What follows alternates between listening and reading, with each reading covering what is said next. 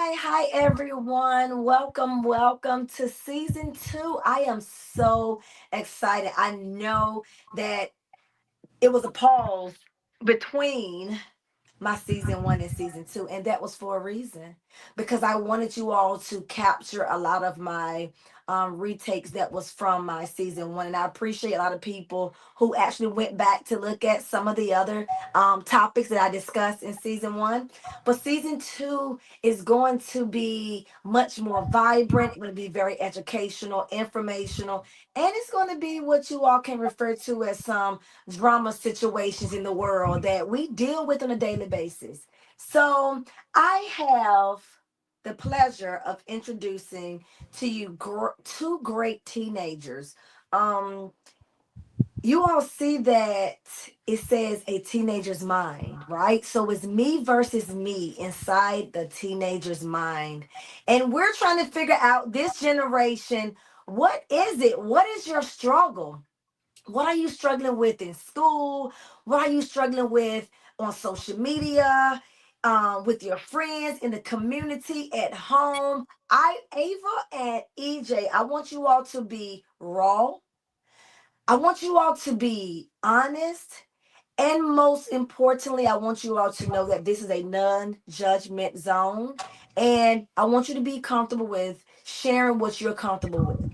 So, for everybody out there, I will say this: if at any point in time, when Ava or Ernest share something that may trigger you or share something that may upset you, I ask you to, just take a deep breath. I ask you, which is part of the relaxation technique, I ask you to also, just step back. Feel free to pause from this video and then come back when you're welcome. We want y'all to feel like this is a part of a non-judgmental zone for you all as well. Okay.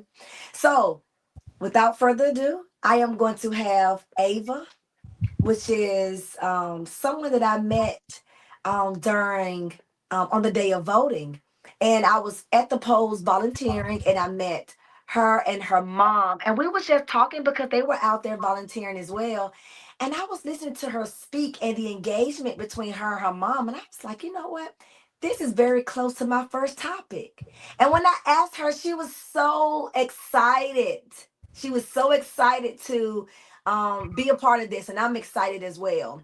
And so I know I wanted my son to be a part of it too, because they're both very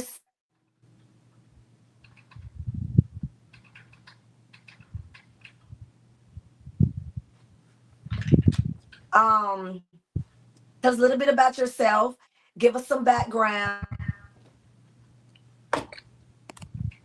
Oh, what's going on?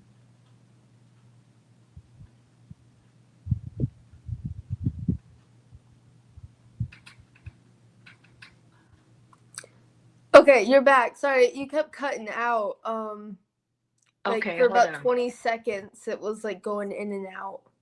All right, hold on. You're okay.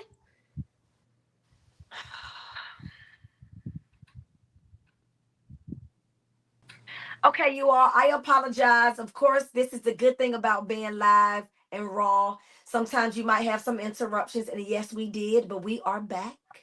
As I was saying, Ava, introduce yourself, give some background, such as your age, where you from, where you attend school at, and then we'll let Ernest introduce himself, and then we'll move into the great minds of the teenagers. Hi, I'm Ava. I'm 17. I'm in my senior year. I'm part-time homeschooled. I'm in dual enrollment. Sorry. At Tidewater Community College. I'm a martial artist and a musician, and I plan on attending flight school this upcoming year. Oh wow. Wait, you say you plan on attending flight school? Yes, ma'am. Oh, so you say you a junior or a senior? I'm in my senior year this year, so I'm Okay. applying right now for. Obviously, I've got to go to college and everything, but I've got my eyes set on going to flight school and then going into the commercial industry. Oh, that is awesome. Good for you. So we're going to talk more about that, of how you came up with the plan of how you were going to pursue things after graduating from college, because that's one thing that a lot of teenagers struggle with. So we're going to have you give some feedback on that. But before we do that, Ernest, introduce yourself. Hello, my name is Ernest. I'm 16 years old. I am in my junior year. I go to Deep Creek High School, and I plan on going to college for businessing Okay. my clothing brand. Okay. With your clothing brand. So you want to be an entrepreneur. Yes, ma'am. Okay. There's nothing wrong with that. Nothing wrong with being your own boss. So, all right. Ava, EJ, I want you to think about this too.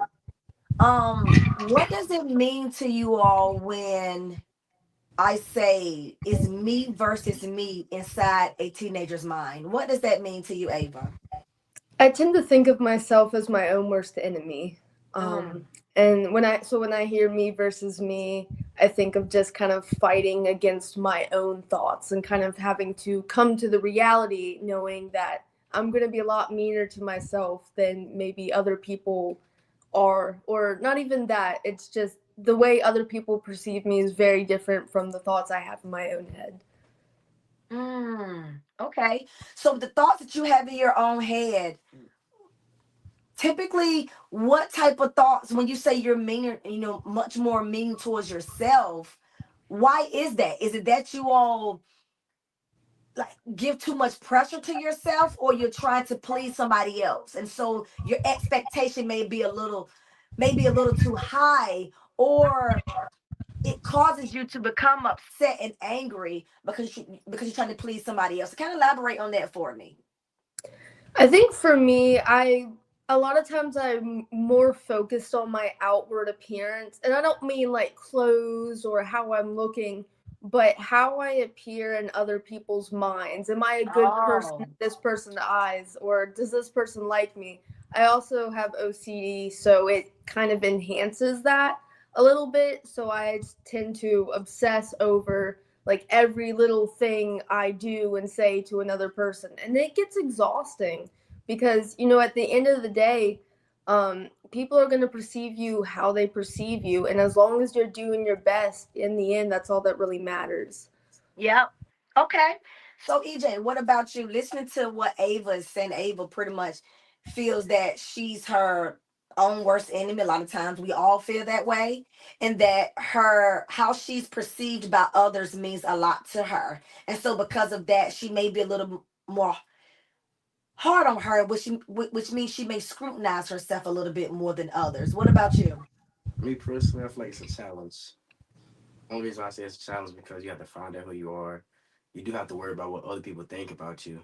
Then it's like it's just a lot with a teenage life. Like you make mistakes, you start thinking like, why did I do this? Why did this have to happen to me? So I feel that like being a teenager can be hard at sometimes, but it can be easy. It's just that how you carry your life and you just be yourself. Okay, so I'm hearing both of you all, and it seems to me that you all are looking for self gratification from others versus yourself. Why is it that a lot of teenagers, and I hear this from a lot of teenagers, they're worried about what others think about them? Why is that pressure? Is that peer pressure? Where is that coming from? Fitting in. Fitting in. Okay, okay. EJ says fitting in. Ava, what is it for you? Um, That's a good question. I think it's always just a lot of people in my family. They present themselves so well, and I kind of feel the pressure to live up to how they are. And it's not that they put pressure on me, but it's just in my head. I've always people. My parents have always told me I'm supposed to be better than them. Every single generation is supposed to be better. And I look at all these other Mm. people around me and I wish I was them rather than me. When I know we both have the same struggles, but I think it definitely comes from myself, though. Wow, that's deep because EJ say it's fitting in, and that's similar to what you're saying. Because as parents, we do say we want you all to be better than us, and sometimes that can add like added pressure to you all and like increase your expectations. So like when EJ, when you said if I make a mistake, oh my gosh, I've done something wrong, or I feel like I failed, right? And so when we say we want you to be better than us, it's not. fr- from my perspective, and again, this is two different backgrounds. This is coming from, and that's why we pick, a male and female, and then we pick, two different ethnicities because everybody backgrounds are different. But when I tell EJ that I want him to be better than me, it doesn't mean that he has to be perfect. It doesn't mean that he can't make mistakes. It just pretty much means that at the end of the day, I want EJ to be comfortable in his skin. I want EJ to be okay with what decisions he make and what mistakes he make and how he grow from them. Because in our generation, we weren't given that opportunity to communicate. We were told to do this, do that, and this is what I said do and do it. That's it. So I'm trying to be a different parent to my child, and that's what it means. But I can understand where you all are saying it's the expectations and pressure. It's not only from the parents, it's your peers too. Because if you look at the developmental stage in at you all age, it is the identity versus role, right? So you're trying to identify who you are and you're trying to see what your role is, right? So tell me about the peers. What is it about your peers that makes you feel like you have to do something extra? What is it? Ava, what about you? Sorry, my dog's barking, so I muted it for a It's second. okay. It's okay. What was the question one more time? The question is, in you all developmental stage, it is identity versus role confusion. So identify who you are and what is your role in society. What am I going to do at this age? Am I fitting in right? Am I am I wearing the right thing? Am I saying the right thing? Does my hair look right? Am I smiling right? Like you all are like social media has made it really bad for you all. And so and society as a whole. So for you, how is it with your peers? Do you feel pressure from your peers to try to fit in? Thankfully, I haven't. And I know that's probably like an odd thing to say. Growing up in the like homeschool community that I've been in, everyone is very different. And I say that as like I haven't been to public school or anything like that, so it's a little bit different growing up Okay. in a different like environment. But we don't have any popular kids. We don't have like no one's. Mm. It's actually the people that stand out the most are the people that do care about how so and so is dressing or how so and so it's interesting. It's kind of it's the complete opposite, really. I don't feel a lot of pressure from my peers to be a certain way, thankfully.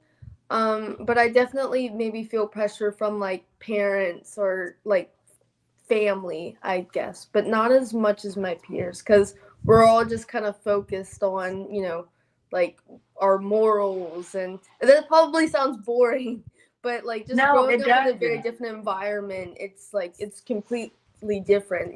The people who want to be popular, they're the ones that look odd. People who try to fit in, they're the ones that look odd. And even at a younger age, like being in elementary school in that homeschool environment, they would see the people that tried to have that superiority complex and kind of like pick them out. And it was different. It was interesting though. And that's great feedback because this what I mean about having the different backgrounds. You haven't been in a public school setting. EJ has been in a private and the public school setting. And since he is in the public school setting, EJ, listen to Ava. She says that she doesn't have to struggle with the pressure because she has to worry about the popular kids. She has to worry about trying to fit in or, trying to make sure she's wearing the right outfit or doing the right thing. Listen to her side and you all sharing this to everybody. So people out there that's listening, I want you all to put in the comments. If your child is if you see a difference with your child being in public and private school as far as how they interact with peer pressure or with their peers. So with EJ, how would you say it's different in the public schools? I would say that well now it's and I think it's just where you get in where you fit Mm-hmm. in Deep Creek because like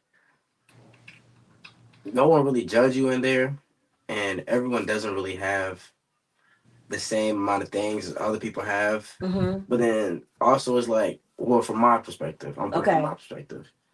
And my perspective in high school, I'm not really worried about like fitting in and like peer pressure from other people. But at middle school is like where I mostly felt it because like middle school, I was already worried about my hair. You know how my hair was. I was around people that I was around the popular kids. I was around the popular kids in middle school. So it's like all them being popular. I want to be them. I want to be them. And then when I'm going around, no one was really talking to me, and you know what I mean now. So I feel that like I didn't force myself to try and beat them. I just waited for my time. That's what I said. I waited for Mm. my time to come, and then I feel that like now in high school, I feel like I'm in a way better place. I feel more Okay. comfortable about myself. I feel way better about myself than middle school, and I'm still the same person. It's just that I learned way more things from gradually going up more grades and grades and grades. Okay. And that's good feedback, Ernest, because you have now taken me into this next area of in a teenager's mind. EJ, you said learning more about myself, seeing where I fit in, and now you're much more comfortable with yourself. And Ava, this for you too. In that transition, Ava, you said you struggled with um being inside your own mind, being your own worst enemy, trying to please others, right? So listen to both of you all. I want to know during that transition, and even now with still struggling, but feeling a little bit more confident as a teenager, what did it feel like when you was going through those emotions of what am I doing? Who am I? How am I going to fit in? And what is going to what is my future going to look like? Like what was that feeling like? Ava, you first. It it's scary. Um Okay. like not knowing who you are and asking yourself, why do I feel certain ways? Why do I feel like this? When you feel like you don't know yourself, you can't trust other people around you. You don't like you can't take advice from anyone, and it's all those weird like things. It can be lonely not feeling like you know yourself. It's kind of the feeling when you're in a crowded room and you still feel lonely, like you're the only person in there. Oh, that's And deep. I've gotten that feeling a lot. I mean, I feel like I'm in an okay place where I do know myself now, but when you lose yourself, it's an entire different, like your world is just kind of turned upside down. Everything else could be going okay, but when you lose sight of yourself, like you lose sight of everything pretty much.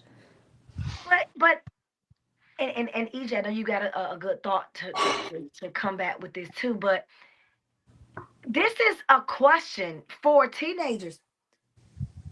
What is it that's stressing you out? Like this is the question that people say, oh, you have it easy. What are you stressing about? Why are you feeling this way?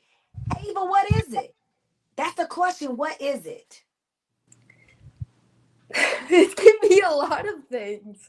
Um, that's a really good question. It can be a whole lot of things. For me, it was just the constant beating myself up, never giving myself a break, and that's something I still struggle with. Um, but sometimes, especially beating yourself up over every little mistake you make. And for example, this is probably a weird example, but I'm a black belt martial in Krav Maga martial arts. But I'm about to get my second black belt. I'm kind of behind though. And as a black belt, I feel like I have to get everything perfect, like everything perfect. So I beat myself up on all these things. And the same thing, like, kind of, this applies to life in a way. In order to get better, you have to stop beating yourself up. You have to allow yourself room to grow. And that's what I had to learn for myself, like in martial arts and just in life in general. You Hmm. have to give yourself room to grow. Sometimes things get worse before they get better. But, Mm. the sun, like, you eventually, what, the light up. I'm so sorry. I'm so tired. Um, like, there's eventually, like, a light at the end of the tunnel, though. But you have to be Right. easy on yourself first. Right. Okay. Thank you for that. EJ, what about you? Mm, I feel like overthinking, Okay. overthinking and tricking your mind. Mm. I think that's my biggest part, tricking my mind. It's like What does that mean? What does that mean to other teenagers that's out there listening or parents that may be experiencing some things with trying to understand their teenager? Tricking your mind. What does that mean? the more and more you put into your mind, it's like that's what you start to think now. And Okay. it won't be that bad. Okay. Like you can, for instance, let's say if you get in trouble or something, it's like, oh my god, my life is da da da. People gonna look at me different, and then the whole time, it might not even seem that way. You're just tricking your mind over and over and over. I think that the more you overthink about your life, is that it makes it harder to live. I That's like just that. my Say it opinion. again. I like that. When you overthink your life, it makes it harder to live. That's good feedback for adults, children, and everybody. We all preoccupy our thoughts. Go ahead, EJ. Because when you overthink, it's just like you have no space to live your life. You know, I feel like you should just live your life, and then if something happens, and it happens for a reason. You know what I mean? If it's a mistake, and then you bounce back from a mistake. You don't just make the same mistake over and over and over, because then you're beating your own life up. At that point, then you start getting sad and stuff Yeah. like that. So I feel like just live your life. That's what I mostly say. And as a Okay. teenager, Okay. All right.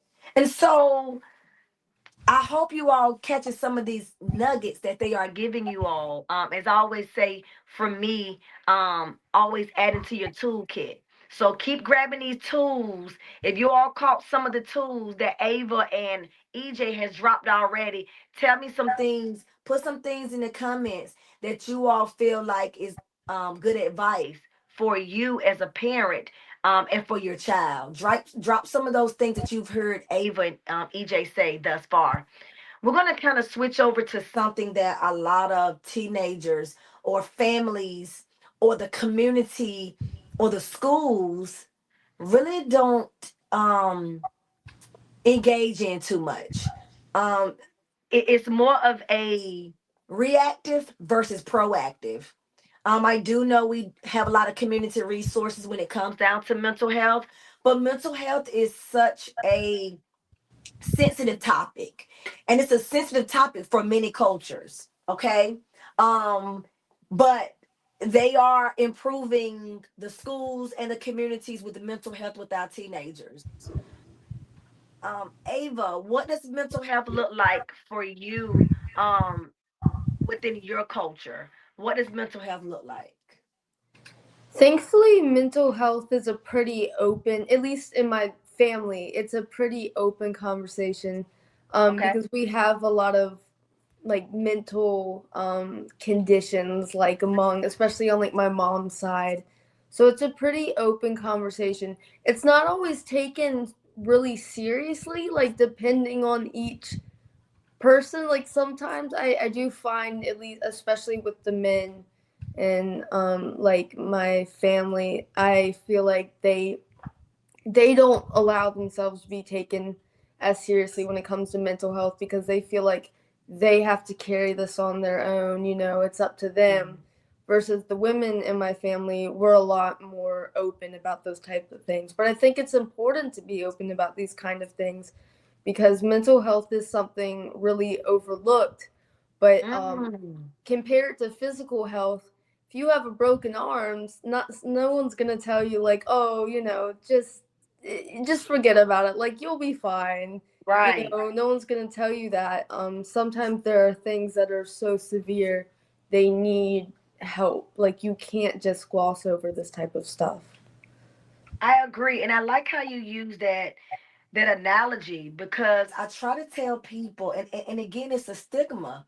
And it goes back to teenagers. You all have already said how you overthink things, the peer pressure, the struggle, the expectations, trying to be a perfectionist, right? Trying to do everything right. And now we have mental health, which is a stigma as well. And people don't like to talk about it. But you said something that stood out. You say it's just like having a broken arm, right? So if someone gets sick, they take the medicine, right? Oh, the Mhm. medicine will fix it. But if someone has a mental health diagnosis, they don't want to go to therapy because people will look at them a certain type way, or people may judge them.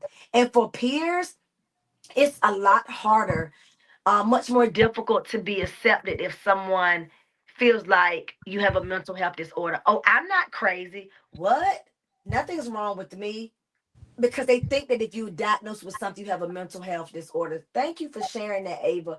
EJ, with you, your culture, your family dynamics, what does mental health look like to you?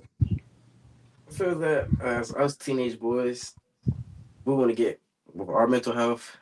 We never go to therapy.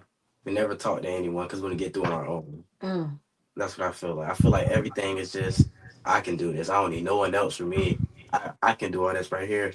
Is me against the world. Is we start putting that stuff into our mind, and then we put that mm, into our mind. It's like our mental health start getting messed up, but we still try to fight through. We still try to come to school, come to our family, still smile every day. You won't know that. You probably think, oh, his mental health great. He's happy all the time, but in reality, our mental health really be messed up. It's just that we cope with it some ways, like music, probably sports, mm-hmm. any other ways like that. But I feel that mental health is a really big thing in life. You know, That's deep because it's something you said, Ava, on the men in your family doesn't take it as serious. And then you said, EJ, you came and said, with you all just sort of try to deal with it alone. You deal with it in silence, but it comes out in other ways, such as and Ava. This is where it may not be as relatable, or it may.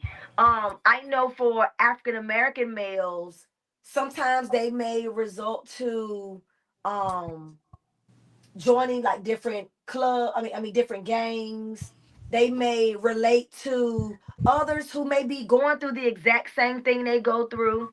They may shut down with their family and start associating themselves with negative people. Now, I'm focusing on African American males only because my son is an African American male. I'm not saying that other people don't go through these same things or participate in these same things as they cope with it. But I do know that a lot of males, they attach to things. I like to use the nouns, person, places, and things that they can relate to. Because a lot of times they don't want to talk about it. I know my son didn't feel comfortable with coming to me to talk about some things. He shared those things with others. And when we found out, I can say that my son is receiving um, you know, therapy where he can talk to someone, right? And because he was open to say, I'm ready, right? For Ava, for you, what does therapy look like for you? So, I've been in therapy since I was in seventh grade, so I was about 12 at the time. And I think I feel a little bit conflicted about it. And that probably sounds weird. I think it's absolutely amazing that my parents have they have allowed me, and they've paid for me to go to therapy. Like, it's such a great thing that my parents have been open to that because it's an important conversation to have. Also, I'm just blessed because a lot of people don't get to do it. Oh, Unfortunately, I'm not a big fan of it though, and that probably sounds really weird. Um, at first I was, but I started something called EMDR therapy for PTSD recently. Um, and um I don't know. Therapy isn't my favorite thing. I think it's great for other people. I just find it to be triggering if that makes sense, like re-talking about some of these things that yeah. I've been through. And also, this is probably a weird take on it, but I was telling my parents the other night, I feel bad like going to therapy because they've paid for it. They're allowing me to go. And most therapists, when you go and sit in there, they'll ask you about your parents, and my experience is that they will try to blame a lot on your parents, and I'm in there like I don't want to complain about my parents. They've given me a chance to be here. They've given me these resources. I don't want to come in here and talk bad about them because they're doing a good thing for me. I don't like it. It makes me uncomfortable. But that's just my take on it. Mm, you've said a lot of different things here, all different dynamics, and it depends on what your biopsychosocial was about. It depends on what what were your reason for going to therapy. Like there's so many different types of treatment modalities that focus on what you are trying to accomplish, right? And so if they're doing a systems approach, they're going to ask about your family, right? They're going to see if those dynamics from the reason of what you're going through is because of the family dynamics. Like that is all important. But it's important that you always let your therapist know if you feel uncomfortable. I don't want to talk about this right now. That's a time for you to be honest.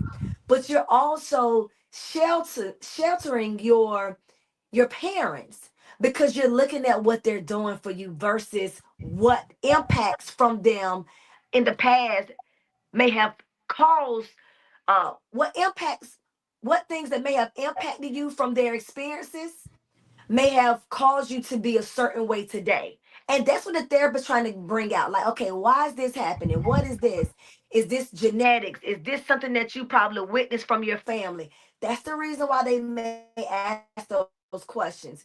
But I'm glad in the moment, Ava, that you're understanding what you're feeling and you know what you don't want to talk about. And you let your therapist know that. Okay. I will. EJ, um, are you open to not talking about the therapy, but are you open to sharing with some of your peers, your cohorts of what therapy has done for you? I only been in therapy for like a month, so I Yeah. can't really give that much feedback on it. But I will say my therapy, well, like therapy is with my friends too. I Okay. see my friends are my therapy because the friends that I have, they were going through the same thing as me. They were trying to fit, they were trying to figure their stuff out. They were trying to fit in. They were trying to be popular kids. We was all trying to do the same thing, but we had learned that that's not us. Like, stop trying to be them. Let's just be us. Then that's how I think we bonded together. You know, with explaining yourself to other people as boys, it's like we hate to be judged. We Mm, hate to be judged. Like we could tell someone something and they judge you, we'll never talk to you again. That's okay. where I put it.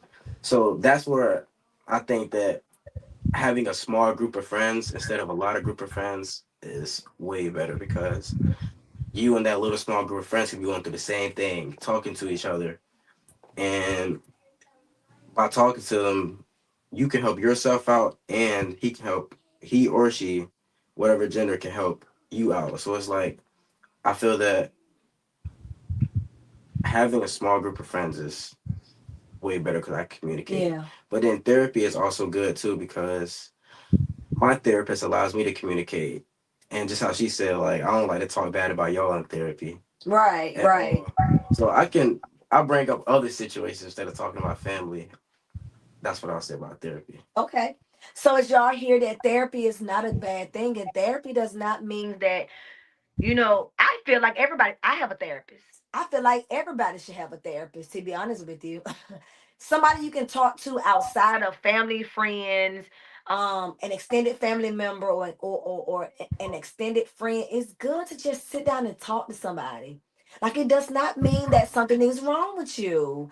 It is good. Like you have life insurance, right? I mean, that was like completely different. I meant to say like car insurance. Know that you get into an accident, but you have car insurance. So just to like be prepared for that, be prepared for your mind. Like go talk to somebody because we often suppress and repress our feelings, and that causes us to forget things. But like you said, Ava, when you're triggered, then everything comes back up again. All those feelings that you thought you got rid of, that you thought you coped with, you really didn't.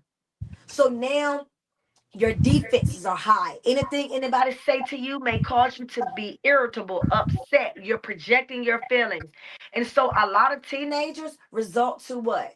Substance usage, Ava, do you know of some like friends or not even just friends or people you know that result to smoking marijuana or drinking or doing certain drugs to cope with things? Do you know people that experience that? A lot.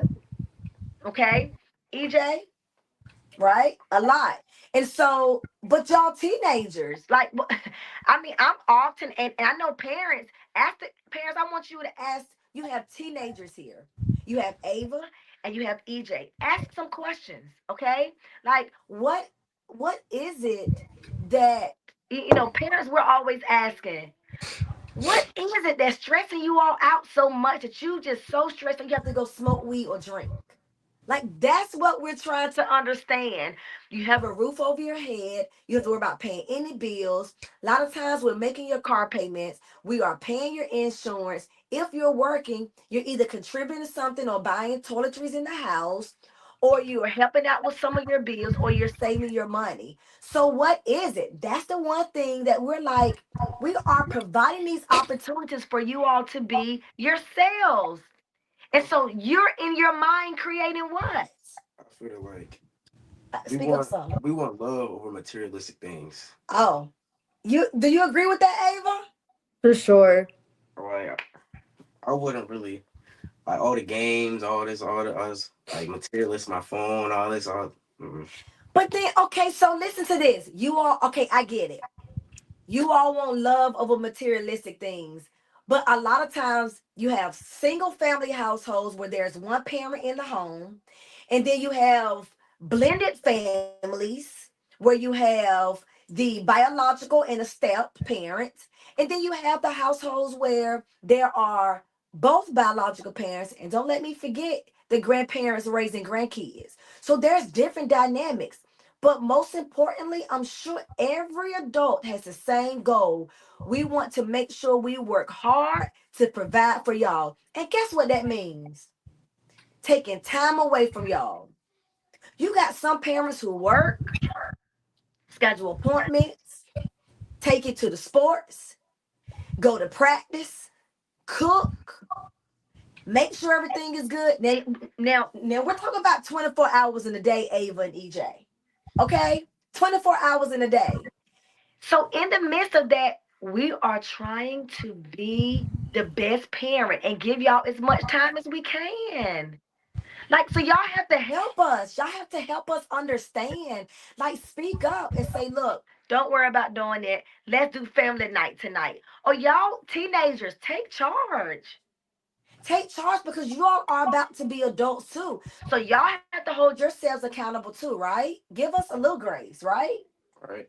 But I feel that like houses that don't really have too much and are like lower with money or financial things problems, they bond way better than the families with money and like a lot of financial like healthy and like wealthy and stuff like that. EJ, I like that. EJ, that is true. Hey, but did you hear that? Mhm. Because that's all they have. Family. Oh, that is deep. Like you are so right, EJ. And I think that's why, like my family dynamics, we're really close because we growing up, we didn't have a lot of money. And so we embraced playing together. We would create our Ava. We would like take two poles and put some string or yarn, and we'll play volleyball with that. We'll do 1, 2, 3 red light. We'll play, hopscotch. We, what I'm saying, my grandmother would cook from scratch. It's like you're right, EJ. That's true. Like that's all you have, and you bond together. But the families that's more middle class, more your wealthy families, um, they find themselves working a lot, right? And Ava, can you relate to what EJ just said? I definitely agree with it a lot. I don't know if I can 100% relate to it. My home dynamic is interesting. So my dad is gone over 300 days of the year. My parents, they're together. And they're amazing parents. They co-parent really, really well. Considering my dad is gone, like he's only here probably like 2 months of the year, but that's not like 2 months together. It's like, a couple weeks here and there, whatever. Um, so he's gone a whole lot, but him and I still have a wonderful relationship with each other. But I definitely, from him, I definitely get the entire, like, he feels like his duty is to make all the money, to make the money in the family. And so my mom's a stay-at-home mom, so she gets to be here with me. So the dynamic is a little bit different, but I definitely agree with, I think when we have more, we take it for granted. Like when we have less, we're not, we're more focused on the simpler things in life. We're not so focused on Mhm. material things. So I think the more we have, the more we take it for granted, and then the less we have, the more we appreciate the simple things in life. Ooh, you all just said a mouthful right there. Oh, that is very, that is so deep because I mean, I'm just thinking about like one of my friends when I was overseas. She told me, she said, you Americans, you all don't appreciate the opportunities you all have. She said, so we come over and we'll do the jobs that you all don't want to do. We'll work together and do the jobs that you all don't want to do. We'll save our money together. We'll stay together. And then we go build our businesses and we make more money than you all make. She said, in our country, we don't have video games. We're not distracted with those things. We read, we learn, and they become doctors. They go into these positions where they're very, very successful. Very successful. But she said, you Americans are lazy. And I thought back, I was like, she said, that's why they call America the land of opportunity. And I don't know why you all don't take advantage of that opportunity. She was honest. I mean, so, and just listening to you all as well, coming from teenagers, you validate that. You really do. I want to ask you all if there was a teenager right now that is struggling, trying to identify who they are, trying to fit in, trying to identify their identity. Who do I identify myself as? Everybody used to the pronouns now, he, she, right? Um, will my family, will my friends, will my school accept me? Will my peers, will my community accept me? Ava, what would you say to a teenager out there for them to know that they are somebody? I it I feel like you can't listen. You should listen to the people who love you and the people around you, but don't let them put pressure on you to be like who you aren't. And that can be hard as a teenager because when you don't know who you are, then you get all this different like advice in your ear and everything from other people, and you feel like you have to fit into a mold. But don't go with the grain just because everyone else is doing it. Like if you are different and that is completely okay, be yourself. Go against the grain. Sometimes that's a good thing to do that.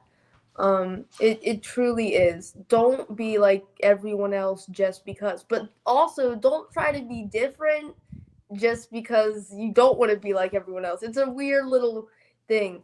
Because saying be yourself, that's a lot harder than it seems. Especially when you don't know yourself and when you're in environments where it makes that hard. But go with your values, stick with your values, and stick with your morals. Don't abandon those because your values and your morals are two of the most important things that identifies you. Like don't go against them just because everyone else is. That's great. Hold on to those morals and values. They will keep you and hold you to everything in life. Great advice. EJ, what about you? What would you say to that teenager out there? Live. That's what I want to say. I say just live, and everything happens for a reason. Mistakes can happen, good things can happen. Never shut out other people because some advice can be good. Some Mm-hmm. advice, not all advice bad, but some advice can be good. And just focus on yourself. If you're watering other people's gardens and they're not watering yours bad, it's like, how am I, how can I keep living? You That's know what I right. mean? So it's just like, be yourself, and then whatever happens, always have a plan. Even if that plan doesn't work out, it doesn't change who you are. Mm, You keep striving and striving and striving until you just can't anymore. yeah. Until the day, till your time has come. Yeah. That's what I felt like you have to do. Just strive. And so I appreciate the message that you all gave to the teenager. Now you know who else needs a message, right? And I want y'all to be honest with us here. EJ, what would you tell your parents? Or what would you tell a parent when it comes down to understanding a teenager today when we try to say, um, you're just a teenager. What could be wrong? What's the problem? Right? So what would you say to a parent or an adult with a teenager? Mm. I say just lead them to the right direction. I say that let them make their mistakes, because when a kid doesn't make mistakes, it's like when failure or a mistake has finally come, it's like they get into a shell. They really don't know what to do Mm, after that. So it's like as a parent, you have to build them all the way back up. Every day have to. It's okay. It's okay. So I say just let a teenager be themselves and let them learn and make mistakes. okay. That's what I say. I like that. So you all got that. EJ said, parents, let it's okay to let them fail. Let them learn. Because one day they're going to be out on their own. Okay, great feedback. Okay, EJ. Ava, what about you? What would you say to a parent? Parents. Listen to your teens, but don't make assumptions. It's hard walking into a conversation. Um, it's hard to walk into a conversation when you already know how you're going to respond to certain things. Listen to your kid, but be unbiased, and that's really hard because in your head you're probably being like, oh, but I've done this for them and I've done that for them. Trust me, I would be frustrated too as a parent if I walked into a conversation. It's if your kid crosses the line and starts being disrespectful, that's a whole different thing. But try to hear them out. Try to meet them halfway. Listen to what they're telling you, without being biased to what they're saying or already thinking how you're going to respond. Because when you walk into a conversation and you're listening to what they're saying, or you're hearing what they're saying, but you already know what you're going to say, or you already have a comeback for it, you're not really listening. You're hearing it, but Yeah. you're not listening. But don't make assumptions. Allow them to surprise you sometimes. So why does most teenagers shut down? Like, you know, you'll halfway talk to the parent, but you'll get on the phone and talk to your friends. It's like I get it, it's relatable talking to someone that's your same age or may understand you more. But why is it that teenagers are quick to get in their moods, attitudes, or upset with the parent? Not really upset, but you're just like being disrespectful in a way when you don't think that you're being disrespectful. Why, EJ? Why is that? Mm, I think kids and parents have 2 point views. Say it again. I think that kids and parents have 2 point views. What do you mean? They're like, from our point of view, it's like, let's say if we just had an argument or something the day before.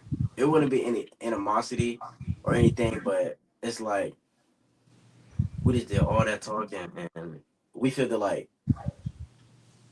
every conversation is that y'all have to not win, but like y'all have the last say so on the conversation.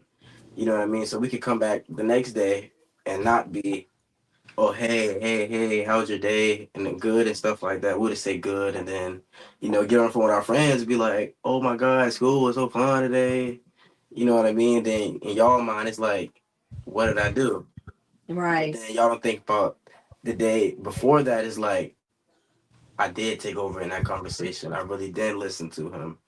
So I say it's just affected, how it could be affected, or mood swings as a teenager. So pretty much, okay, so mood swings as a teenager, and like you kind of was saying too, Ava, be unbiased. Listen, don't come into a conversation expecting something to be a certain type way. Listen to you, not don't talk at you, but listen to you, right? Yes. Okay. Okay. All right. Before we wind down, um, I want to know what is for you, Ava, um, what type of advice from your parents um that they have given you that has really made you think when it comes down to making decisions and being the best Ava that you can be? One thing my dad has been telling me for years is his three goals for me are to be self sufficient, accountable to my people, whether that's my family, friends, and my community, and to be happy.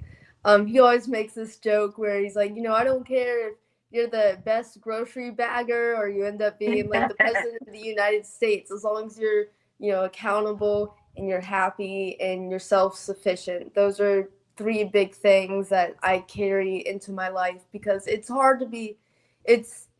not hard, it's easy to be hard on yourself. Sorry, mix up words Yep. there. So easy to be hard on yourself.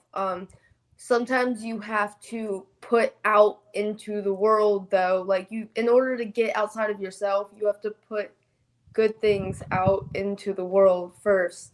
Mm. Um, and you can't rely on other people to give you validation, make you feel good about yourself. But the more that you give, and the more just knowing that you are a good person. But you kind of have to create. How do I say this? You kind of have to create and explore yourself, though, in a way. That's Of the course. way of putting that. Okay. Thank you for that, Ava. Those are some great. Again, I refer to tools.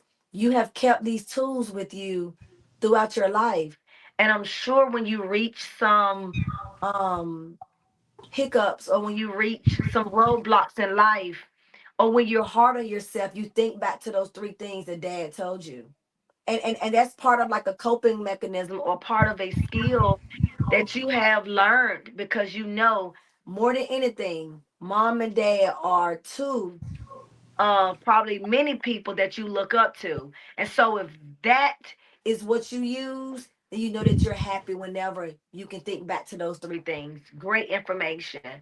EJ, what about you? What was the question again? Sorry.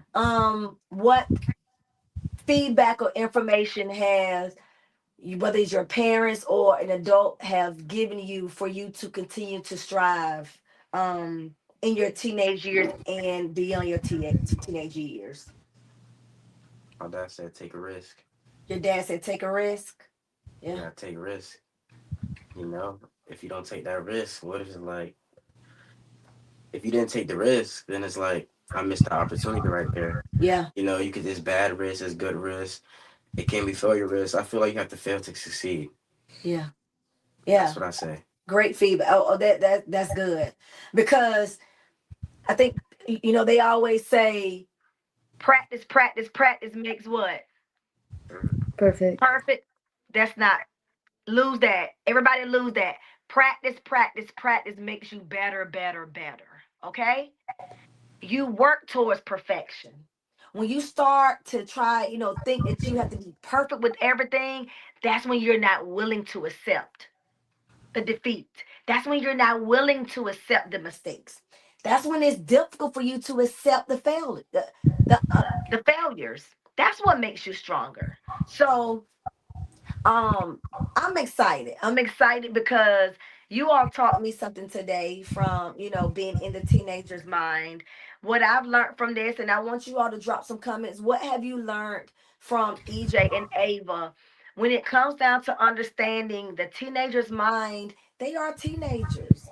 Like they're about to grow into young adulthood. And it is scary. Like it really is.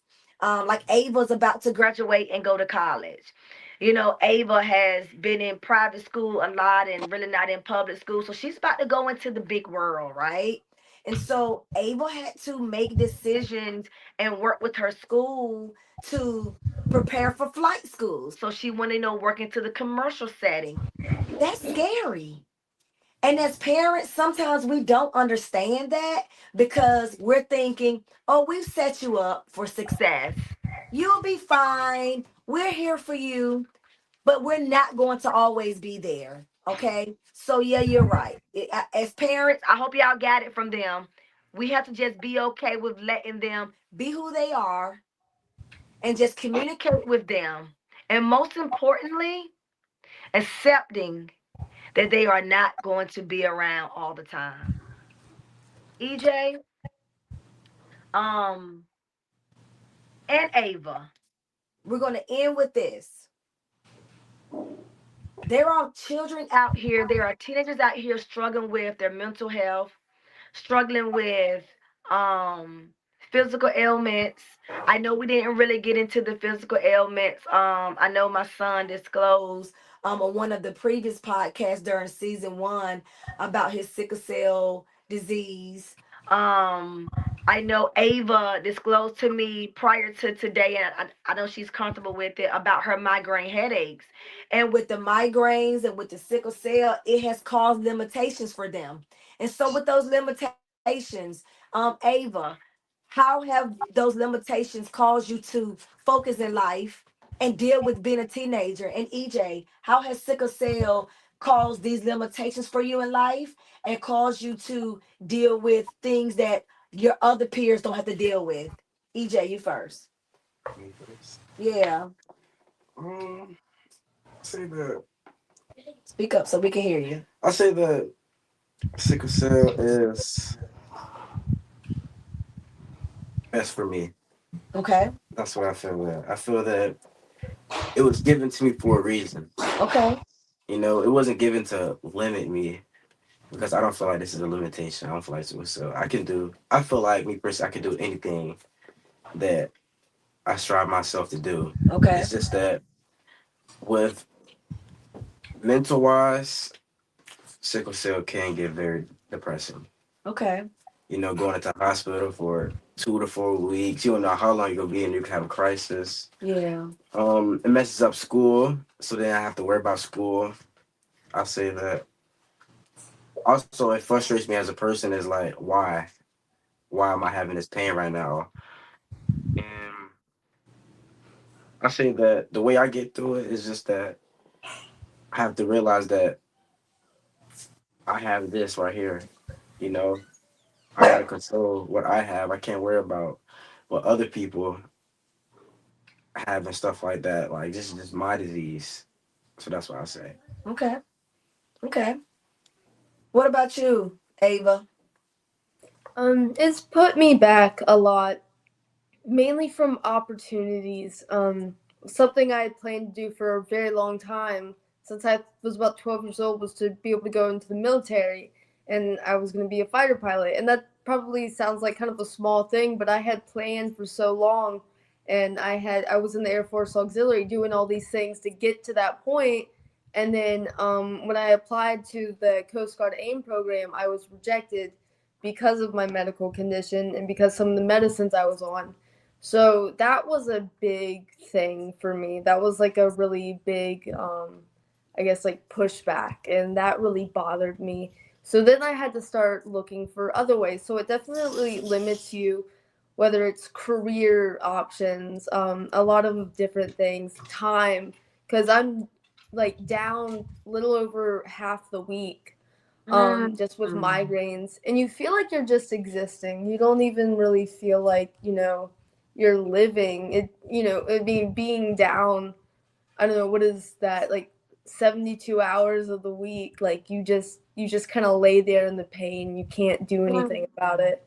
You just feel like you're existing and nothing more. And as a teenager, that's really hard because people who don't understand what you're going through, they'll start to judge you and think like, oh, it's just an excuse, oh, it's just this. And Mm. I've lost friends, it's strained relationships with family and friends, like over those type of things. And it's sad to watch your world get smaller. All these people that you once relied on so much, they kind of like don't really believe you all that much anymore. And it's sad missing, opportunities, hanging out with people, missing school. I missed probably a little over half the school year.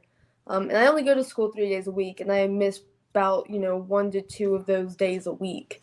So Mm. it's put me back a lot, and it definitely affects my mental health, and it just gets depressing. It's not fun at all. And you know what? You all gonna have me close out on this on the great feedback that you all gave. Um, you all both expressed limitations, but you expressed your resilience in the midst of all of this. Ava, you weren't able to join the military, but now you're graduating from school and you're going to flight school. So you won't be able to be that fighter pilot in the military, but you're going to be a daggone great commercial pilot, right? Right? So different different platform, but the same mission and the same opportunity, and you fought through it. And you look at the good part of it all is that you have a great support system, right? EJ, from you, you know it's a limitation, but you don't look at it as a limitation. You look at it as this is something that have made you realize the importance of pushing through no matter what. And so because of that, all this information that you all have given to these teenagers and these parents, I hope what you all have grabbed from this is a teenager's mind supposed to be a teenager's mind. Nothing more, nothing less. As parents, we can't impose our feelings, our thoughts on them. Allow them to be who they are. Allow them. Allow them to make mistakes. And I'm talking to myself too, because I've been this overachiever all of my life and I have imposed a lot of that on my child. And because of that, his expectations is high because he wants to please me. And but what I've learned is that I have to let him be himself and make those mistakes because he's an awesome child. And Ava, you are too in the time I have known you. So I appreciate you all sharing your mind with the world.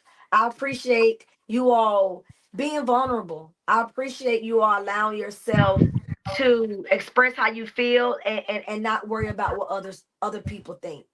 Um, I'm kind of lost for words right now as I close because you all really did something that a lot of adults can't do. A lot of adults can't even acknowledge what their weaknesses or their vulnerabilities are. They can't. It's difficult because the world is so mean. Social media is so mean. Right? Not everybody, but society is so judgmental. Right? Like everybody's trying to be like somebody. A lot of people are trying to, be like this person and that person, not giving themselves grace. So the message to the world is give yourself grace. Equip yourself. Focus on you. I hope during this first episode of season 2, Me versus Me in a teenager's mind, that you all have learned that it's okay to be you. It's okay to make mistakes. And as parents, you're doing a great job. And if you don't feel like you're doing a great job, sit down with your child and ask them. And always get better. Lose that mentality of do what I say do or because I said so. Let it go. This is a new generation. Ava and EJ has told you this is a new generation. If you want them to stop shutting down, talk to them, communicate to them. Okay? And be accountable, parents. Be accountable. Thank you all so much. I went. This is the good thing about having your own podcast is that I went over 6 minutes, right? But it's okay because it's great information. I appreciate you all so much. Ava, thank you so much, Ava. Thank Appreciate you. it. Thank you so much. Look, y'all, this is your girl, Deborah Vines-Epps with Talk Your Talk, where you will see me on Thursdays at 7 o'clock. Whether we're talking about informational stuff, educational stuff, going on a vacation with me, or impromptu things. But at the end of the day, we are going to talk your talk. Thank you all so much. Make sure you subscribe to my YouTube page. Make sure you follow me on Talk Your Talk on Facebook and Deborah Vines Epps. Thank you all. You all have a good night. Until next time, we will see you then. Bye, Ava. Bye.